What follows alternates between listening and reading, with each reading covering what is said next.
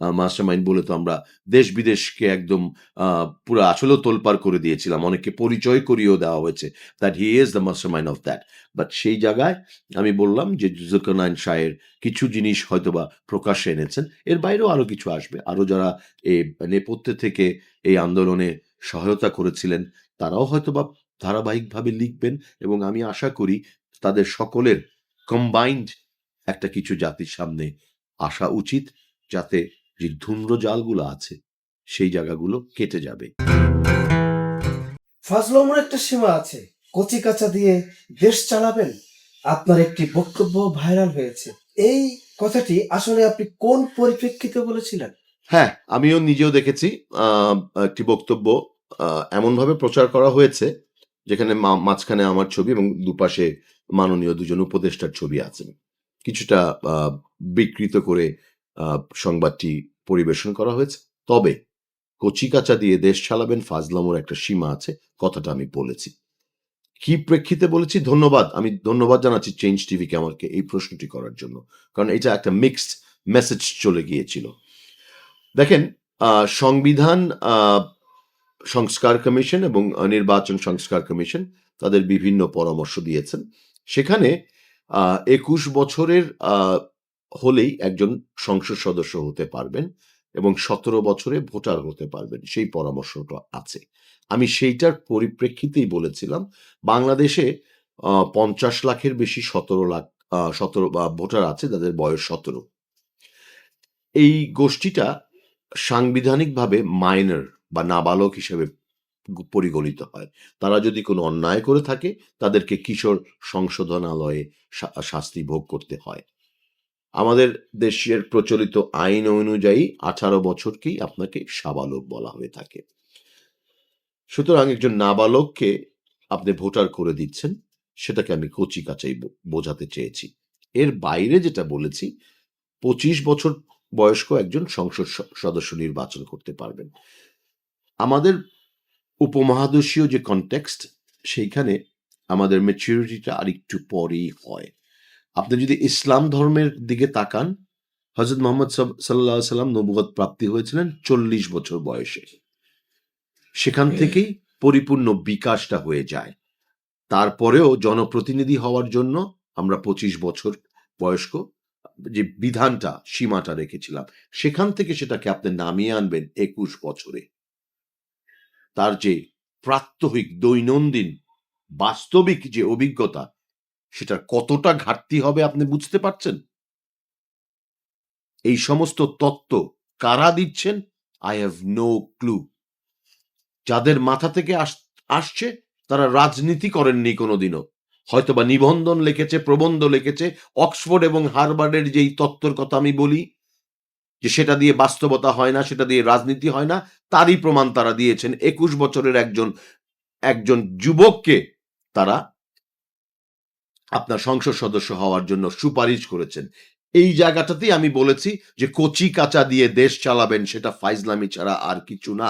এবং আমি আমার এই বক্তব্যে এখনো অটুট আছি, ভবিষ্যতে অটুট থাকবো ইনশাল্লাহ। মাস্টারমাইন্ড বইলা দেশ ফাটাইয়া ফেললো, জুলকারনাইন সব তথ্য ফাঁস করলো, এই বিষয়টা যদি খুলে বলতেন। আপনারা আমার ফেসবুক ভালোই ফলো করেন। Anyway, what I said last night was, আসলে একটা জিনিস কি, যে এই বিষয়টি অনেকটা এমন একটা জায়গায় চলে গিয়েছিল যে বাংলাদেশের যে ৫ই আগস্ট যে গণ অভ্যুত্থান হলো, সেটার পেছনের একজনই মাস্টার মাইন্ড ছিলেন। সেটাই বারবার বলার চেষ্টা করা হয়েছে। আমরা শুরু থেকেই এর প্রতিবাদ জানিয়েছিলাম। এটা একটা সম্মিলিত ছাত্র জনতা এবং রাজনৈতিক দলগুলোর একটি আন্দোলন ছিল। এখানে বিভিন্ন জায়গায় তারা পকেট যারাই জড়িত ছিল, ওই সময় তাদের মধ্যে যোগাযোগ স্থাপন করাও বেশ কঠিন ছিল। তাদের সকলের একটা সিদ্ধান্ত, ঐক্যমতের ভিত্তিতেই এই আন্দোলনটা এগিয়েছে। এখান থেকেও কেউ কারো বিচ্যুতিও হতে আমরা দেখেছি, কাউকে দালাল আখ্যায়িত করতেও আমরা দেখেছি।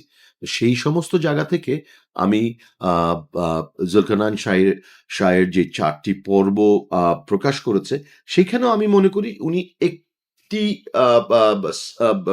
সাইডই বলেছেন হয়তোবা, এর বাইরেও আরো অনেকগুলো পক্ষ আছে যারা জড়িত ছিল, সেটা হয়তোবা উনি জানেনই না। কিন্তু তারপরেও এইখানে যেই জিনিসটা এসছে, আমার কাছে মনে হয়েছে যে এই জায়গাতে কাউকে এককভাবে মাস্টারমাইন্ড দাবি করার যে একটি প্রবণতা ছিল বা মাস্টারমাইন্ড দাবি করা হচ্ছে, সেই জায়গাটাতে প্রচন্ড রকমভাবে ধাক্কা খেয়েছে।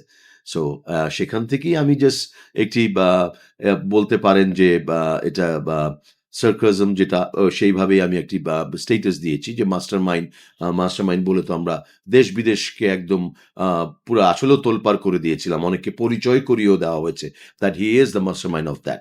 বাট সেই জায়গায় আমি বললাম যে জুলকারনাইন শাহের কিছু জিনিস হয়তোবা প্রকাশ্যে এনেছেন, এর বাইরেও আরো কিছু আসবে। আরো যারা এই নেপথ্যে থেকে এই আন্দোলনে সহায়তা করেছিলেন তারাও হয়তোবা ধারাবাহিকভাবে লিখবেন, এবং আমি আশা করি তাদের সকলের কম্বাইন্ড একটা কিছু জাতির সামনে আসা উচিত, যাতে যে ধূম্র জালগুলো আছে সেই জায়গাগুলো কেটে যাবে।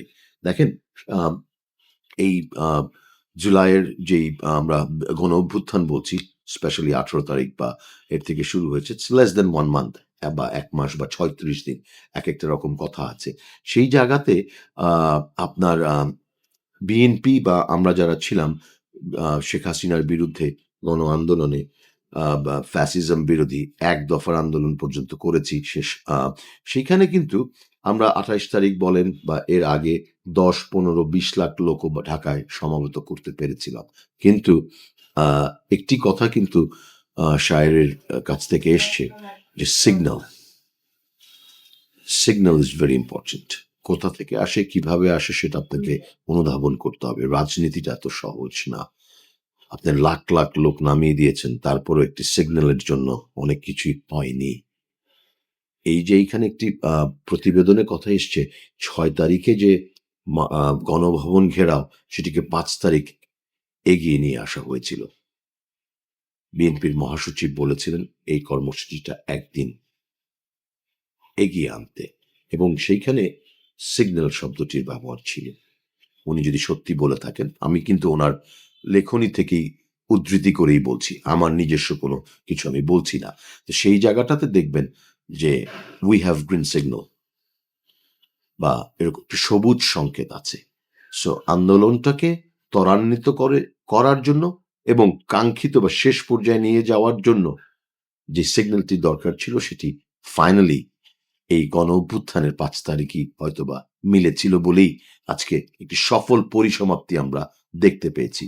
তা না হলে হয়তোবা সেই আগের মতোই 10 লাখ, 20 লাখ, 30 লাখ লোক এনে মার্চ ফর ঢাকা অথবা এই যে আন্দোলনগুলো আমরা করেছি তার মতোই সেটা ভেস্তে যেতে পারত বলেই আমি মনে করি। পেছনে পুলিশ, সামনে স্বাধীনতা বলা সেই ঢাকা ভার্সিটির ছাত্রীকে জামাতের আমির স্যালুট দিয়েছেন। এ বিষয়ে 12 দলীয় সমন্বয়ক হিসেবে আপনি কি বলবেন? এটাতে খারাপ কিছুই দেখছি না। উনি তাকে সম্মান করেছেন, তার যে স্পিরিট সেটাকে উনি সাধুবাদ দিয়েছেন, স্যালুট করেছেন। পেছনে পুলিশ, আমরা যদি পেছনে ফিরে যাই তাহলে আমাদের পরিণতি কি? পুলিশ, তার হাতে গ্রেফতার অথবা নির্মমভাবে আমি হত্যা মানে আমি খুন হতে পারি। কিন্তু আমার জন্য সামনে যে জায়গাটা রয়েছে, সামনে এগিয়ে যাওয়ার, সেটা হলো আমার একটি মুক্ত স্বাধীন যেই পরিবেশটা, সেটাই। সো যেই আমাদের রণাঙ্গনের যে বীর ছাত্রী এই স্লোগানটি দিতে পারে বা কথাটি বলেছে, তার জন্য জামাত ইসলামের আমির উনি তাকে স্যালুট জানিয়েছেন এবং আমরাও তাকে স্যালুট জানাতে চাই। স্বাধীনতার জন্য তার যেই ডিটারমিনেশন, সেটাকেই আমরা স্যালুট জানাতে চাই।